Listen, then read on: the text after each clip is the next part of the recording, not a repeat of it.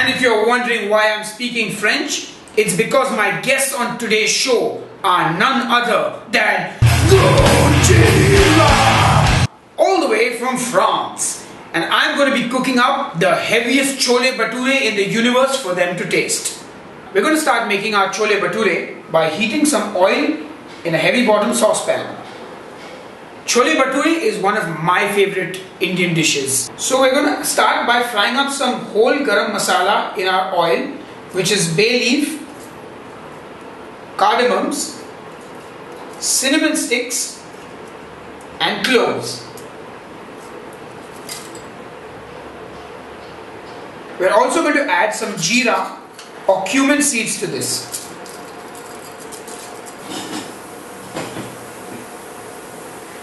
Now once these have started sizzling, we're also going to throw in one green chili. I'm not chopping it up because I don't like my food to be too spicy. But if you like your food spicy, then feel free to go crazy with the chilies. Next up, we add some ginger garlic paste.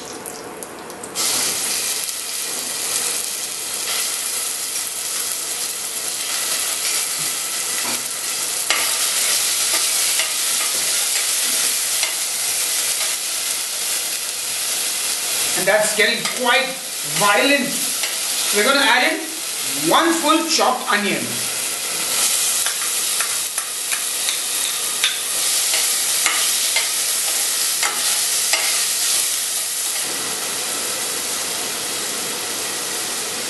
Now let the onions cook till they become translucent. Next we add in 2 chopped tomatoes.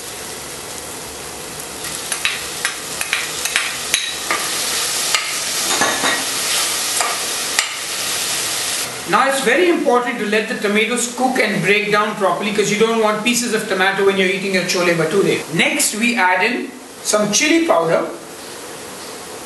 Now if you don't like your food spicy, you can obviously not add chili powder. But this gives it a nice color and flavor as well. And I'm also going to add some chole masala. You can buy this at any supermarket. And this basically is like garam masala but with a tangy flavor to it. This has mango powder as well as pomegranate powder in it, so it gives your chole bhature a nice tang. Oh, and that smells really good.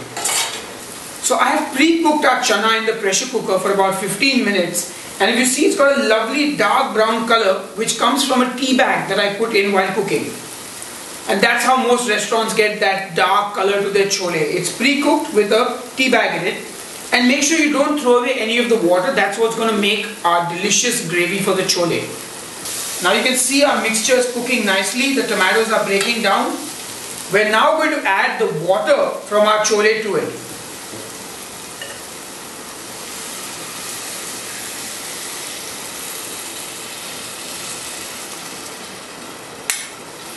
We just let that cook now. And you can see the makings of a delicious, rich tomato and onion gravy. And a lot of Indian food is made from the basic onion and tomato gravy. We Indians love our kanda and tomato and our dhania or kothmeer or coriander. You can see our gravy has a lovely, rich, dark brown color. And we're just going to let this cook for a bit and get infused with all those delicious flavors. Now if you're wondering what chana is basically the garbanzo bean or the chickpea. It's got many different names, but in India we call it chana. And this dish is chole. Now the gravy looks about ready and we're going to add in the chana to it.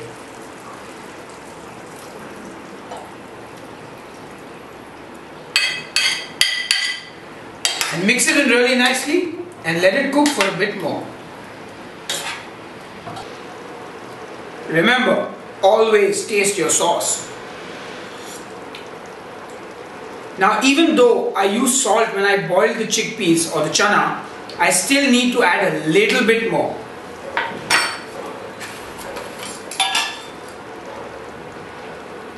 So add a little salt more. if you need it.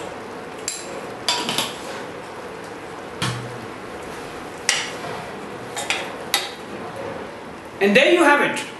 Our chana masala is done. We're just going to finish it off with a handful of coriander.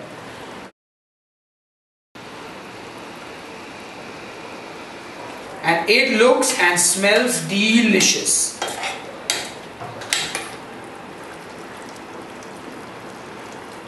So now that our chole or chana masala is ready, we need to whip up some delicious bhaturas to eat this with.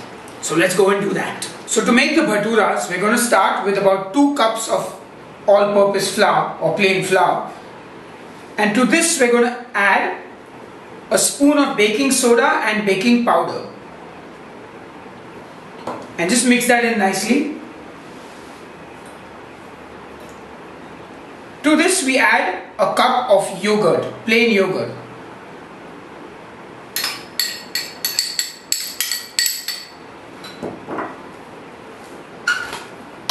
And add 1 spoon of sugar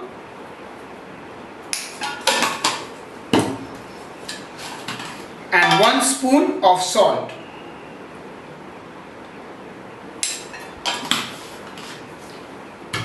And we mix this together nicely.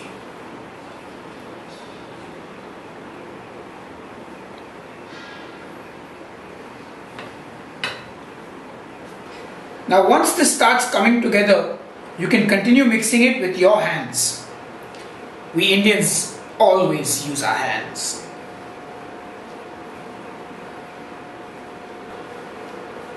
You can see the dough is coming together nicely.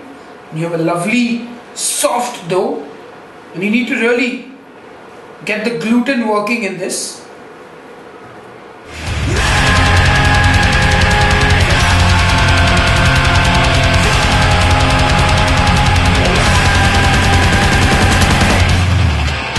Keep working that dough.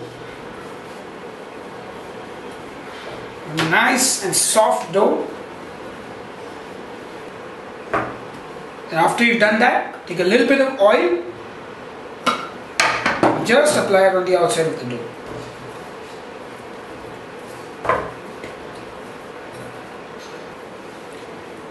Now that our dough is ready, we're just going to cover it with a wet cloth and leave it for about half an hour to sit. So the dough has now been rested for about 30 minutes and we're going to make our bhaturas. So you break off a small piece of the dough and make sure it's nice and round, that there are no folds here. Yeah, and then we're just going to roll this out. You can put a little oil on your hands to make sure it doesn't stick.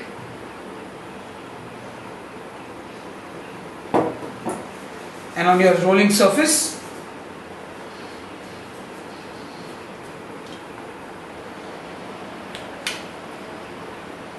Now you can just spread out the dough with your hands like such, and remember it's quite elastic, so it will roll back a bit. So we're not going to make the bhaturas too huge like they do, but a decent size like this. I'm not very good at rolling bhaturas, as you can see, but nonetheless the taste is all that matters. So wait for your oil to get nice and hot and then put it in. Kids, try this at home. Making bhaturas is very, very difficult. I have learned the hard way. But if it doesn't rise, it's okay, as long as it tastes good. Make sure you have plenty of towels handy.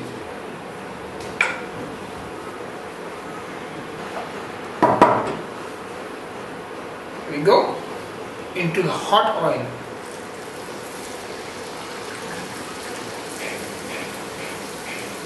Yep, and that's how it, and there she rises. Yahoo! That's how the bhatura must rise.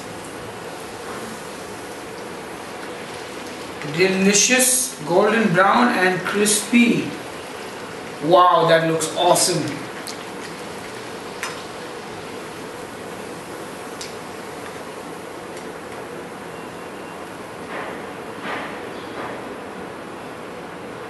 Here it is, ladies and gentlemen, the heaviest Chole Bhature in the universe. and we're going to feed it to Gojira.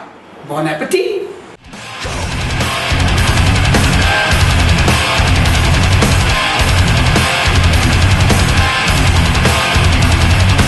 Lie awake, just cannot move my arms and legs, I'm paralyzed. Don't recall how to free myself from this heart of dark. My face contorted, don't know how to reach the light. Hey, and welcome back to Headbanger's Kitchen. I've got none other than Joe from the French heavyweights Gojira with me here today.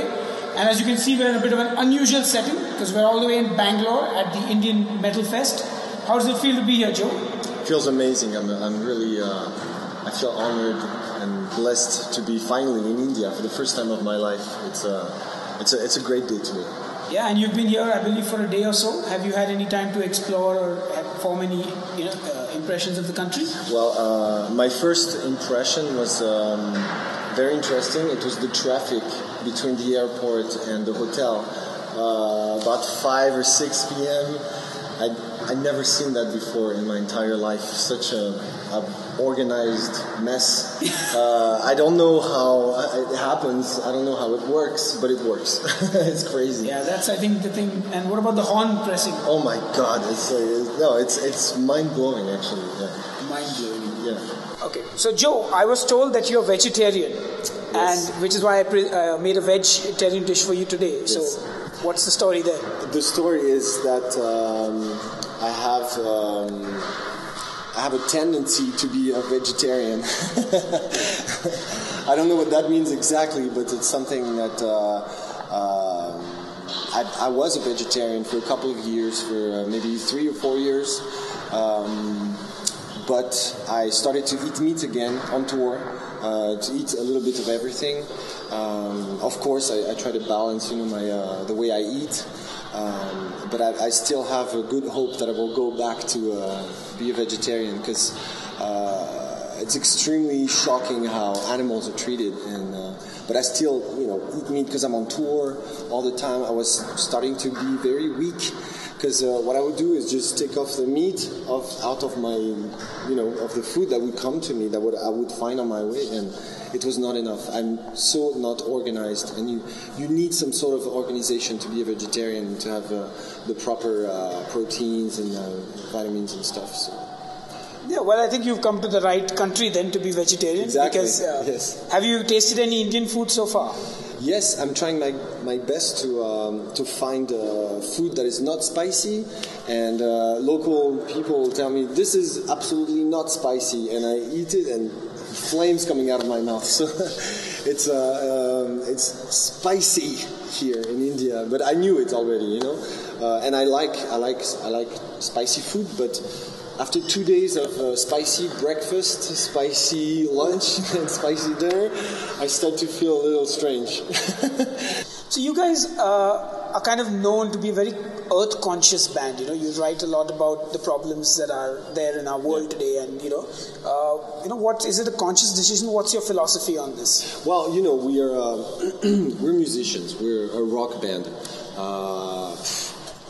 The thing we do is we create music. We capture this energy that we call Gojira, and we just throw it at people and just do whatever you like. That's what we do.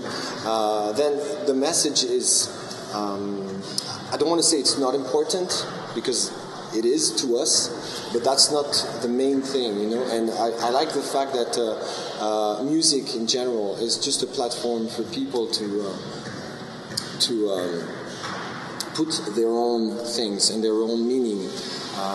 So I'm not doing politics really, it's music. And then my emotions go into my words and my writing. It's very, very spontaneous.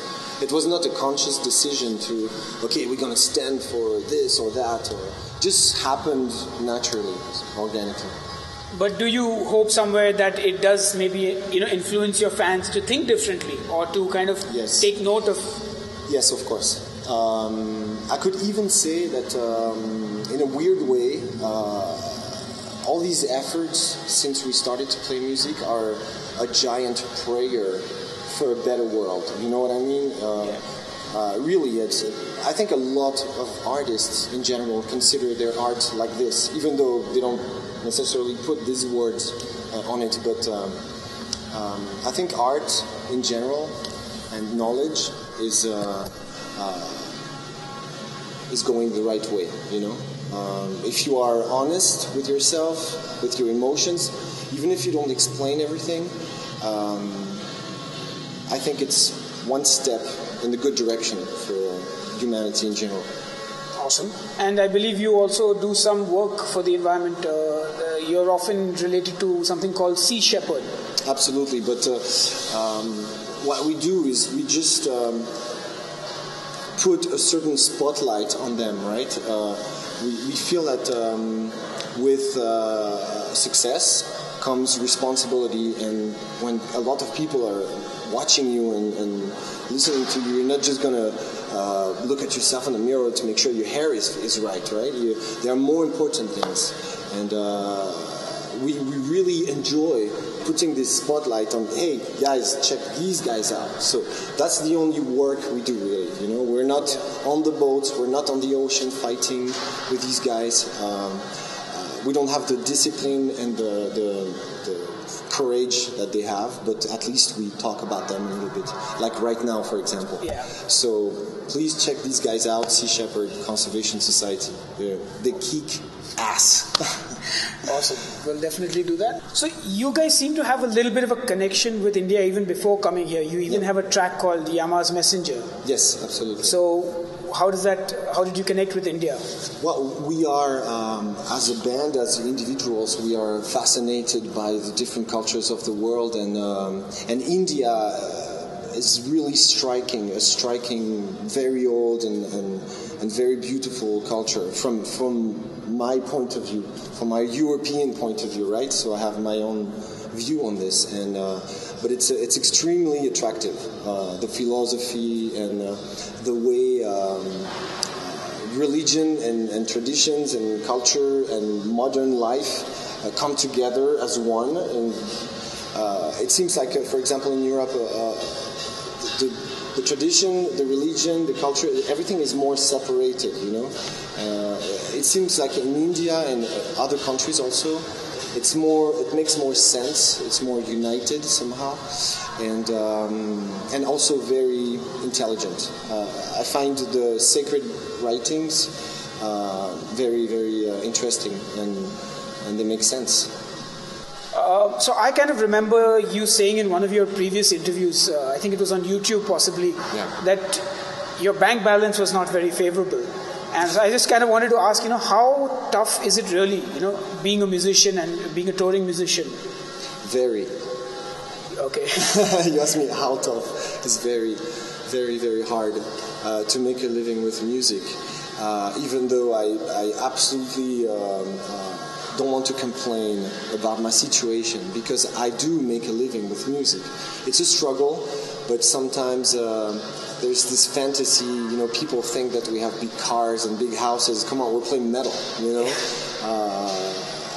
It's very rare, a metal band that has money. It's very rare, very rare. Yeah, because I think a lot of young bands, and including myself, thought that, at least, I don't know about having lots of money, but at least, a band like Gojira that is way up there touring regularly and playing big shows at least, is making a decent living of it, So is there any advice that you have for younger bands that are kind of looking to music or metal to kind of make a living and think that, maybe I'll be a Gojira one day and then I'll have kind of made it,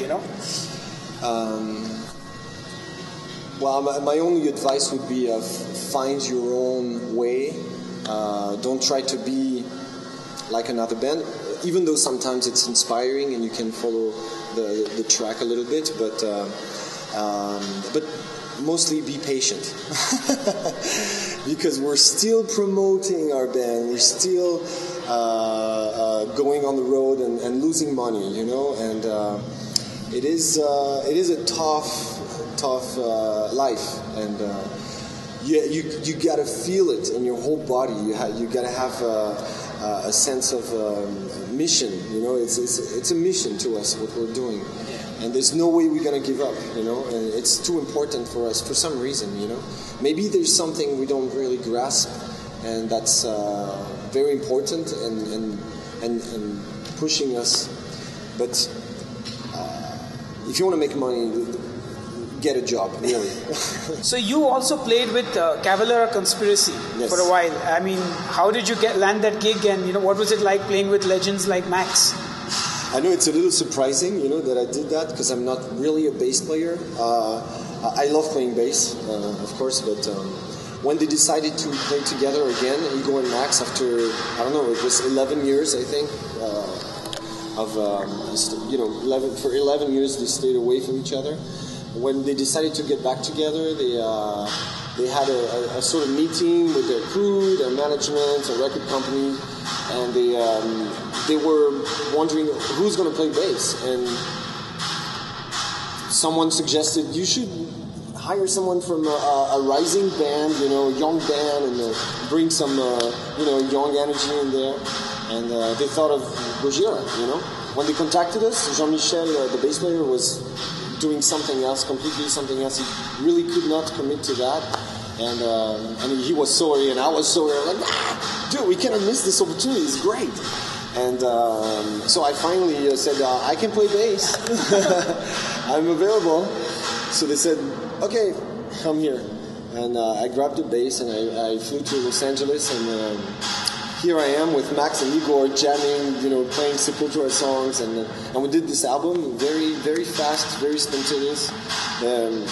I didn't know if I could really be myself with these guys, because I respect them so much, but right away it worked between us, and it was great. Then I had to quit, because I really wanted to focus on Gojira, and their schedule was too demanding. It was asking too much of my time.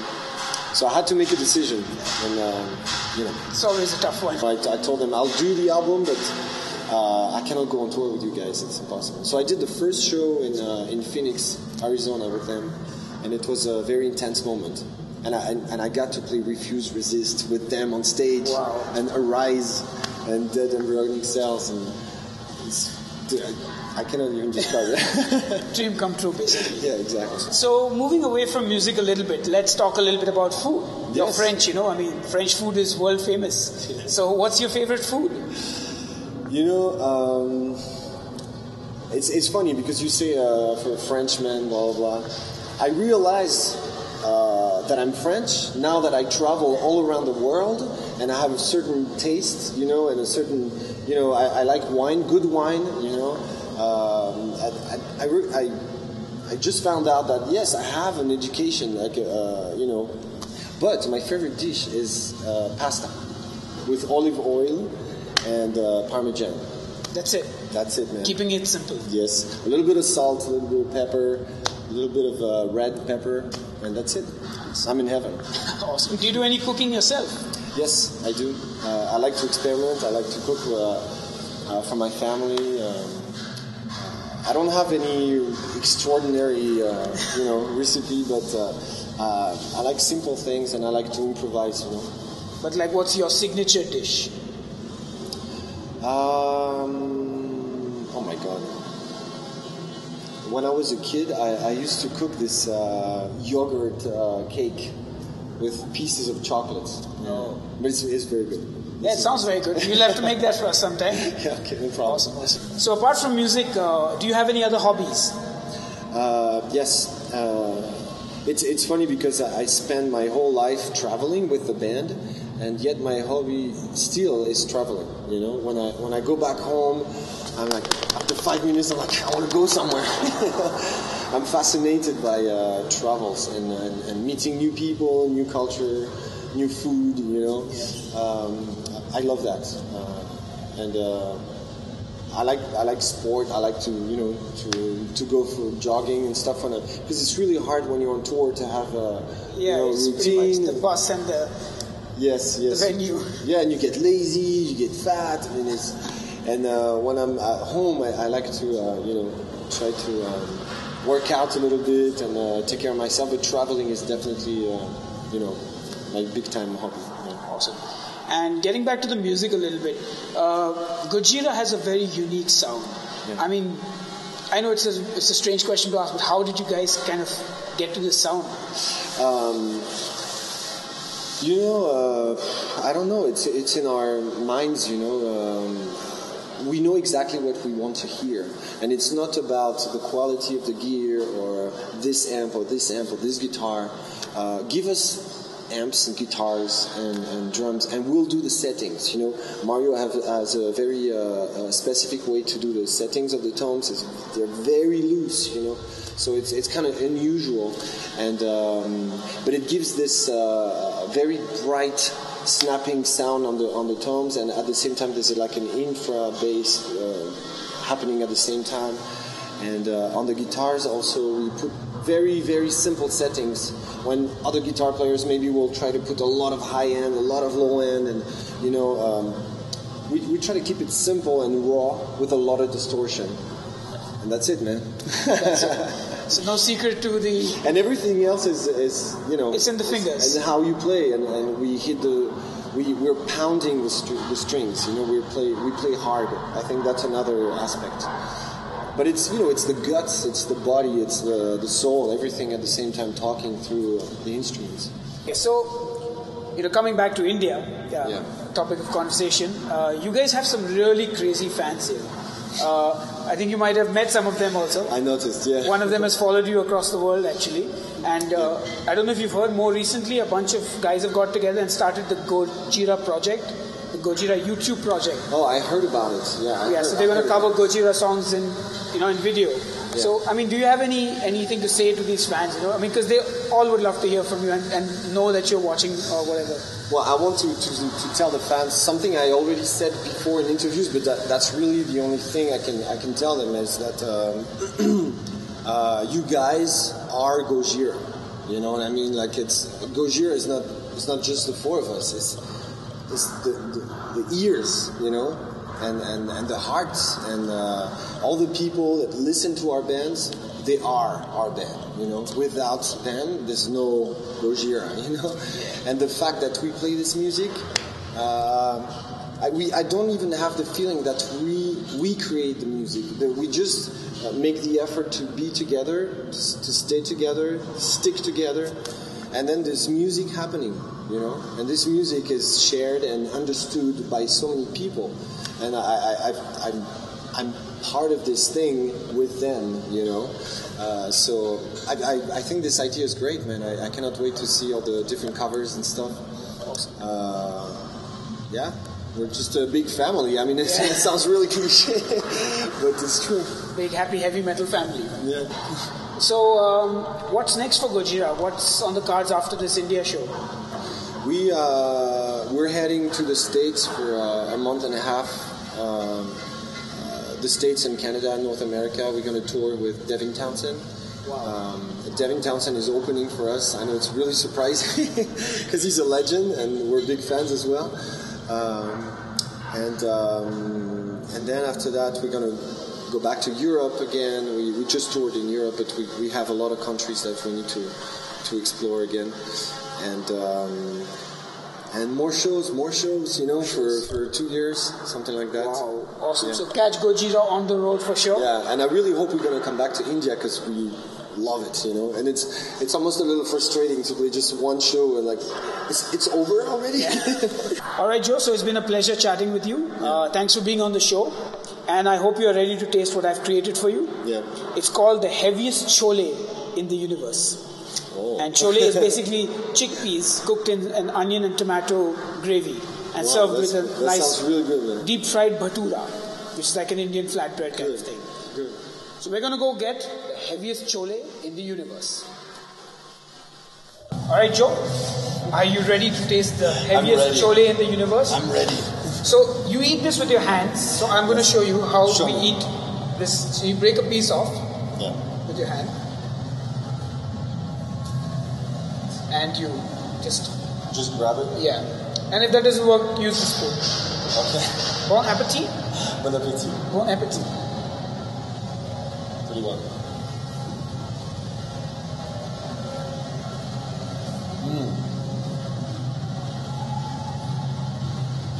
It's really good. I made it a little less spicy because I know you don't like it. Yeah, it's very acceptable for my body. Because I can't handle spice too, so like I said. Really good. It's really good.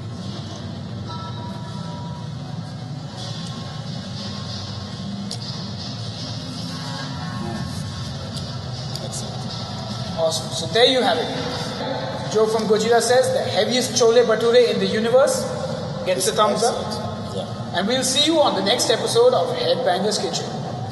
It's been a pleasure chatting with you. Yes. Are you ready to taste what I have created for you? I am completely ready. Have you ever heard of chana masala? It sounds familiar, just the second part there. Okay. Masala. Masala is... Okay, let me do this again because it looks stupid.